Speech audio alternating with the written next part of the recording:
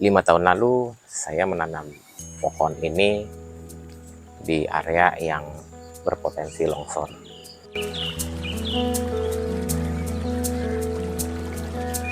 Saya coba menanam 2 pohon, satu pohon loa atau pakan ulo atau pohon lo, atau nama ilmiah itu Ficus racemosa, dan yang kedua itu adalah pohon taman atau nyamplung. Nah, waktu itu saya tidak berpikir macam-macam lah, hanya cuman satu, ini tanaman akarnya bakal pencengkram dan minimal bisa mengurangi resiko longsor. Dan ternyata hari ini kita lihat di video, keduanya sudah sangat besar, bahkan bagian bawahnya itu sudah satu badan orang ya, sekitar segitu. Dan hasilnya bukan sekedar mencegah longsor, ternyata ada manfaat lain yang bisa didapat.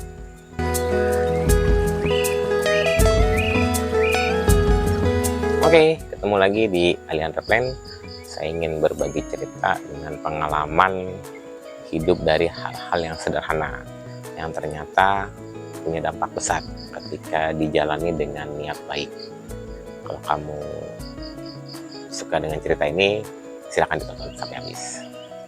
Gini ceritanya, jadi 5 tahun lalu kondisi lahan ini tuh lapang ya, jadi belum ada bangunan tuh. Dan kemudian kalau kita lihat ke bawah, bagian bawah ini lumayan mengerikan lah. Jadi ada tebing dan itu lumayan tinggi, walaupun memang kalau secara dari atas itu kita lihat ke bawah hampir seperti 90 derajat, tapi kalau kita lihat dari bawah itu sebenarnya masih ada sudut kemiringan. Cuman tetap saja secara kasat mata hal itu mengkhawatirkan lah. Ya, apalagi kalau misalnya musim hujan seperti ini gitu kan, itu resiko yang ada di kepala kita, wah nanti kalau longsor gimana, dampaknya bagaimana gitu. Dan sebenarnya secara fungsional itu kita sudah mengundang beberapa pakar pertanahan dan sudah mengukur untuk potensi longsor itu sangat kecil. Bahkan kita sudah melakukan preventif ya, di jarak sampai 3 hingga 5 meter dekat tebing itu kita nggak membuat bangunan permanen untuk menghindari resiko itu. Nah, maka itu untuk solusi yang paling aman sebenarnya memasang turap, tapi kan biaya lumayan tinggi. Dan saya akui saya bukan ahli geologi, saya juga bukan orang kehutanan, saya hanya orang yang berpikir apa yang saya bisa lakukan dengan kemampuan saya.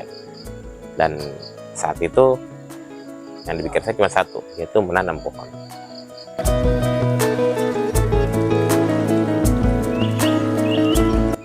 Jadi alasan saya memilih pohon loa dan tamanon itu sebenarnya pertama, pohon loa itu akarnya kan menghujam, dia tuh sistem perakarannya kuat dan menyebar. Karena kita tahu ya, beberapa pohon loa itu kan sering ada di pinggir-pinggir sungai, bahkan dulu beberapa anak kecil tuh itu lompat dari pohon loa, itu lihat tuh akarnya sampai keluar-keluar. Itu tanda salah satu pohon loa itu memang perakarannya kuat.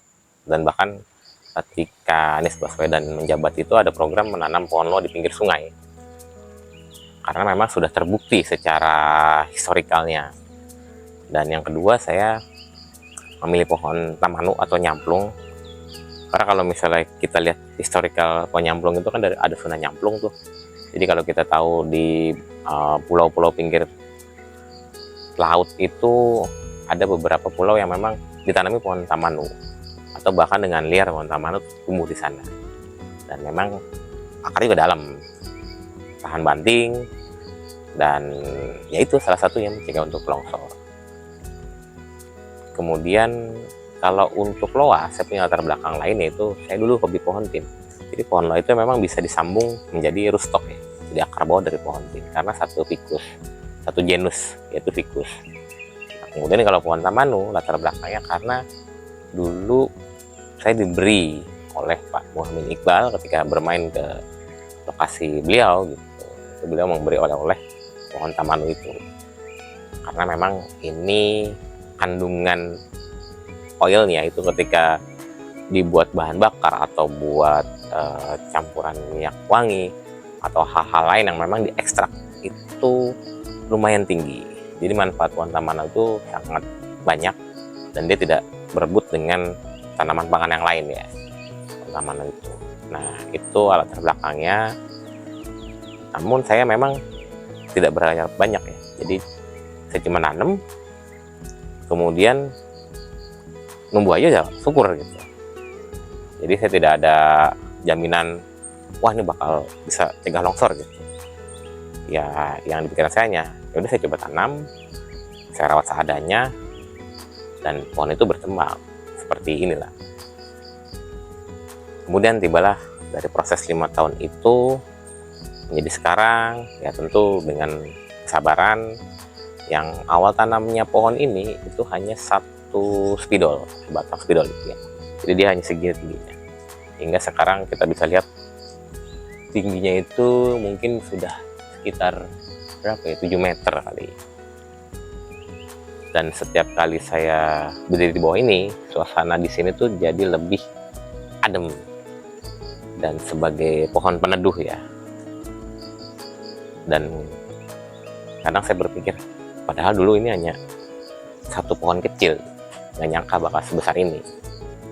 Jadi tidak ada yang instan, tidak ada yang cepat viral, tidak ada yang langsung terlihat hasilnya, sama seperti hidup kita ini. Dan hasilnya saat ini nyata dan terasa. Hal yang paling terasa bukan cuma saat ini tanahnya lebih stabil ya, karena akar sudah kemana-mana, jadi kekhawatirannya sedikit berkurang. Tapi manfaat lainnya itu suasana di sekitar sini tuh lebih jadi adem gitu. Dan udara di sini kalau siang hari itu lebih sejuk karena kan mengeluarkan oksigen. Dan tanpa disadari ketika pagi hari gitu, itu suara-suara burung di sini lebih banyak. Jadi lebih natural dan alami. Kemudian yang menariknya lagi itu rasa cemas saya terhadap longsor itu berkurang. Bukan karena saya merasa aman sepenuhnya, tapi karena saya tahu saya sudah berusaha. Kadang rasa tenang itu datang bukan dari hasil yang sempurna, tapi dari niat baik yang dijalankan secara konsisten. Nah, menanam pohon ini jadi mengingatkan saya satu hal penting, bahwa hal besar itu selalu dimulai dari keputusan kecil. Kita sering ingin hasil cepat, padahal alam mengajarkan kita sebaliknya. Pohon tak tumbuh karena diburu waktu atau karena deadline. Dan akarnya pun bekerja dalam diam, tidak terlihat. Namun hasilnya bisa kita lihat dan kita nikmati bertahun-tahun kemudian. Mungkin hidup kita juga begitu. Apa yang kita tanam hari ini akan jadi tempat berteduh di masa depan. Jadi saya tidak tahu apakah pohon ini sepenuhnya mencegah longsor, tapi saya tahu satu hal, bahwa lingkungan di sekitar sini jadi lebih baik karena keputusan kecil 4 atau 5 tahun yang lalu. Nah, kalau kamu ada kesempatan sekecil apapun, mungkin menanam 1 pohon adalah langkah yang layak kamu coba. Jika cerita ini bermanfaat, silahkan ketik di kolom komentar. Saya juga ingin menanam pohon, atau jangan lupa subscribe channel ini. Terima kasih. Sampai jumpa.